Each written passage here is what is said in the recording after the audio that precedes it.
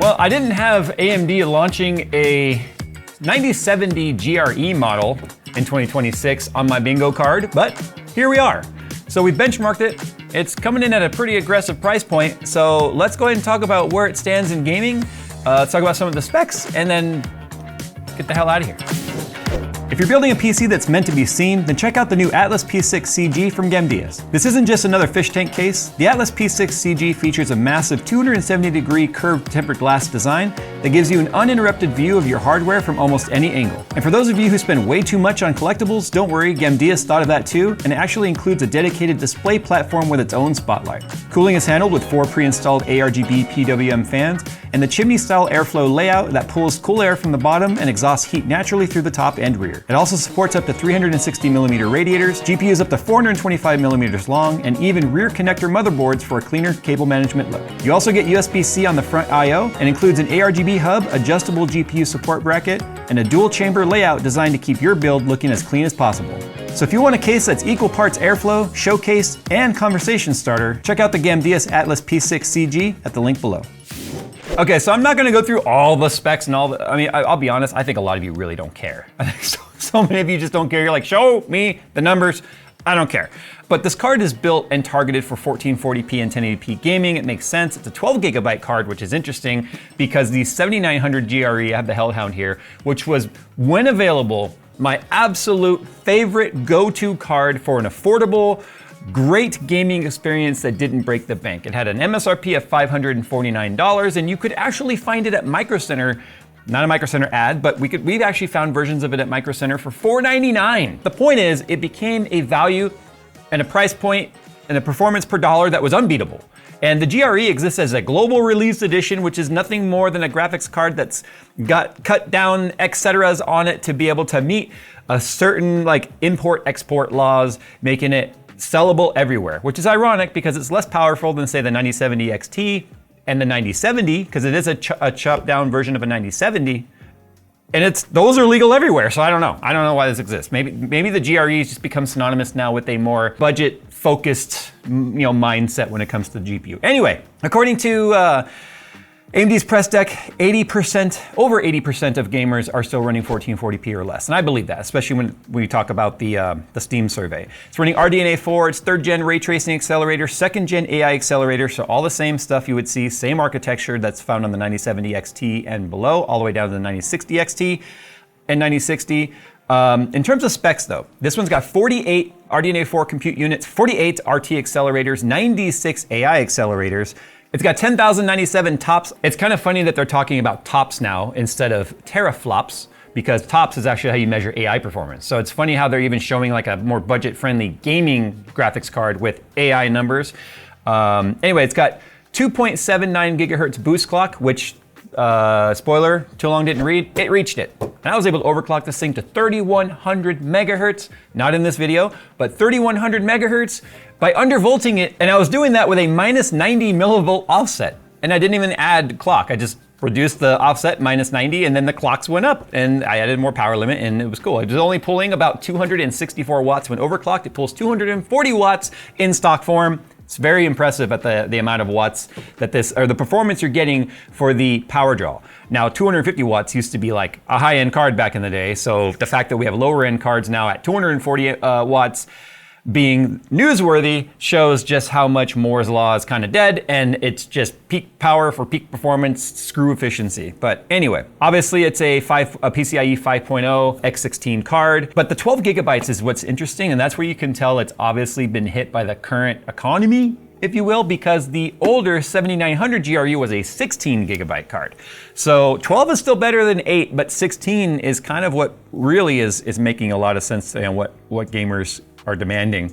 Anyway, according to AMD's charts, which we take with a grain of salt, plus 22 to plus 26% more, plus 22% more gaming for 26% more value. So anyway, we'll go ahead and jump off their charts because we don't care about their charts. We do our own stuff around here.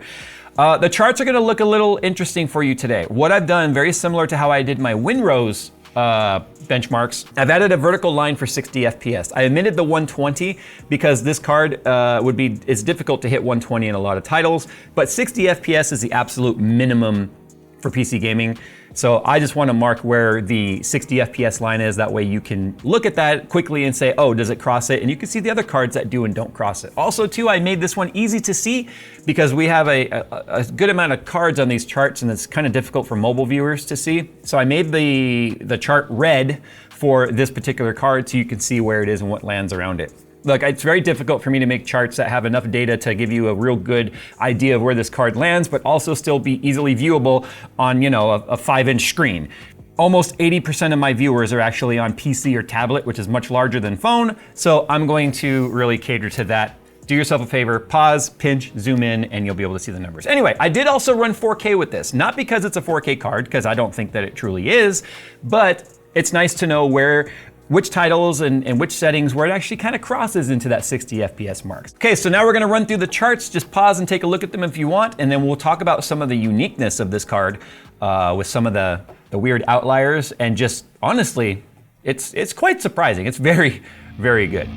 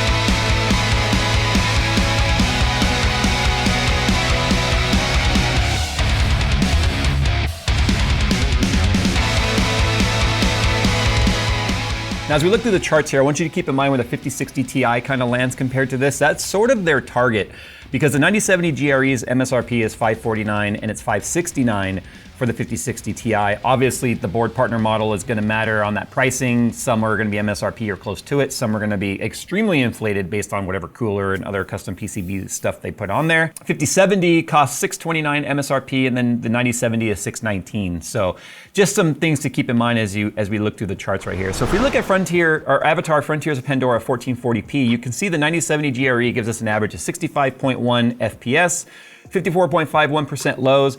Comes in literally 0.7 FPS under the 5060 Ti, but it's got a slightly higher, better 1% low. But you can see it barely crosses in 1440p in Avatar with no frame gen or upscaling that 60 FPS line. But it is beating the 7800 XT, it is beating the 3070 Ti, it is beating the 4060 Ti.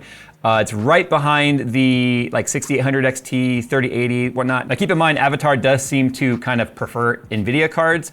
If we move into 1080p, you can see 92.3 FPS, but it's got really strong 1% lows compared to other cards in its region, so keep that in mind. Okay, so moving on to Baldur's Gate, you'll notice there's less cards on this chart than there is on some of the others. That's because it's a newer title we added to the suite, and we're working our way through our card list. There's like 50 cards on that list, and we start at the top and work our way down. So it kind of pushes the card towards the bottom of the chart. That's not us trying to make it look worse. That's just because, you know, obviously we're not comparing it to a 5090 Astral, but the 5090s are on the chart. And so anyway, as you can see here, in Baldur's Gate 1080p, it's beating the 5070, which is a significantly more expensive card. Baldur's Gate does also seem to really like AMD cards though, so that's why we pick titles that really do have a bias so that we can show you, depending on the title and the card, how that bias tends to sort of lean. But 189.6 average FPS with max settings ultra preset in Baldur's Gate. 1440p, you're still getting 139 FPS. Just 0.1 FPS behind the 5070 with a little bit worse 1% lows though. And if we move down to 4K, still exceeds 60 FPS at 72.9. Again, coming in a little bit behind the 5070 at 85.2, you know, 13 FPS difference there, but again, it's not designed to compete with it, nor is it anywhere even near that price point. Remember, the 5070 is up in the $750 range, so, and potentially more. It's crazy how well it's actually doing. Black Myth Wukong, a title that is notoriously NVIDIA favored.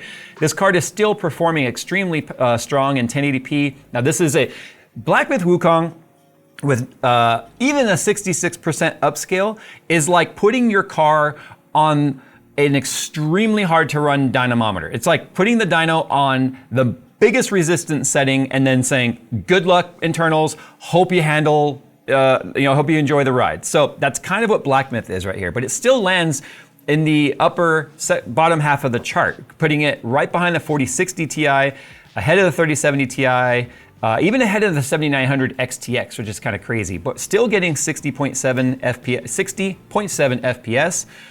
Again, on a title that does not favor AMD.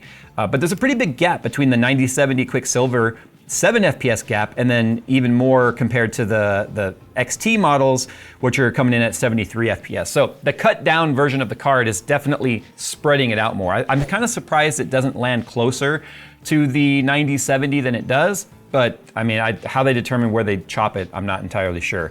But if we go down to 1440p, we drop well below 60 FPS at 41.2, basically surrounded by the same cards you saw before. And then in 4K, 22.4 FPS. But 4K is extremely hard to run. I mean, look, even the 4080 Super can't hit 60 FPS. So there you go. Again, just a very difficult title to run. Now let's go to Borderlands, which on the flip side loves AMD. So Borderlands 3 in 1080p, we're getting 184 FPS. That is beating the 5070. That is beating the 4070. That is beating the 3090.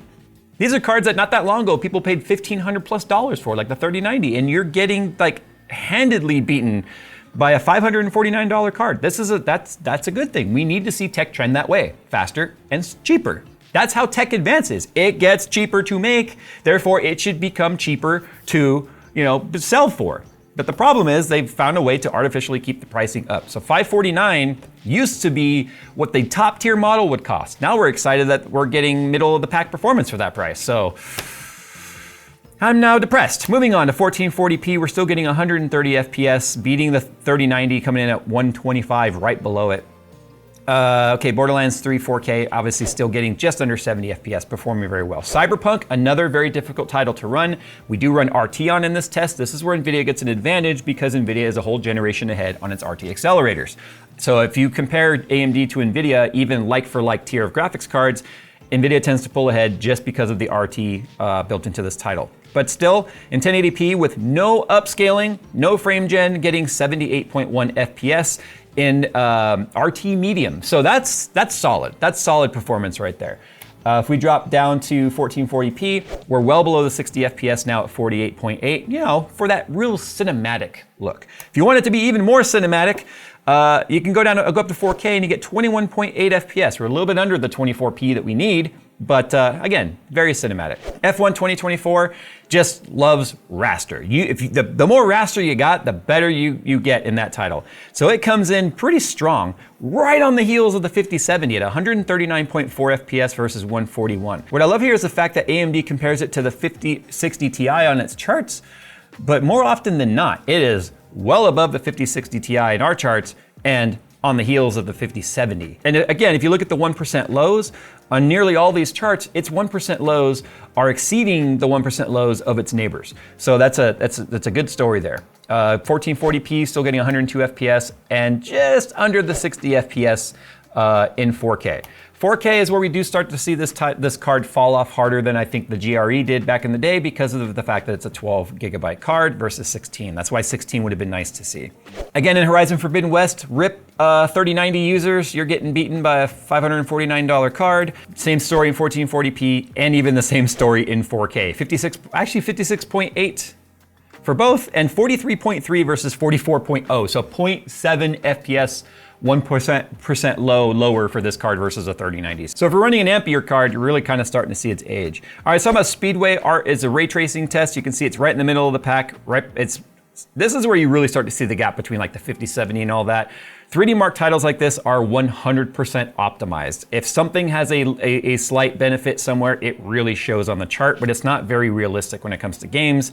It's just another chart we like to use to really kind of see how things perform when it comes to RT generation gaps. And that's why the 50 series cards are so much higher than it, and it's hovering around the 40 series cards because of the fact that it's more on par with the 40 series RT tech than 50 series. Now, if you look at Steel Nomad, which is strictly rasterization, It actually beats the 5070 slightly, a 5350 versus a 5221. Beats a 3090 even, a 5242. So there's that. Again, it's like the story here is if you got a 3090, you probably should just buy a 9070 XT, I guess. I would actually couldn't come out and just blanket statement something like that because there's so many more nuances than that. But it's performing very, very well. Not a whole lot to spend on this card. I don't think a lot of people are really looking to shop for cards right now. We still need to actually hit the market. I mean, the embargo obviously just dropped based on how many views or videos you probably just saw hit your inbox. But the GRE 7900 GRE was by far one of the best values that you could get that still gave you strong performance. Remember, there's value at the whole like, well, it performs like shit, but it didn't cost a lot, right? You kind of want something that performs good and still doesn't cost a lot, which is where the GRE always fit. It's almost like, you know how NVIDIA likes to do the regular model and then the TI model or the super model and then the super TI model? Imagine if NVIDIA made a model that stepped down from where they launched, but it was very close to that performance. That's kind of what you get with the GRE, and I'm excited to see that it's back. I'm kind of surprised it's not a 9070 XT GRE or something like that, but they have their reasons.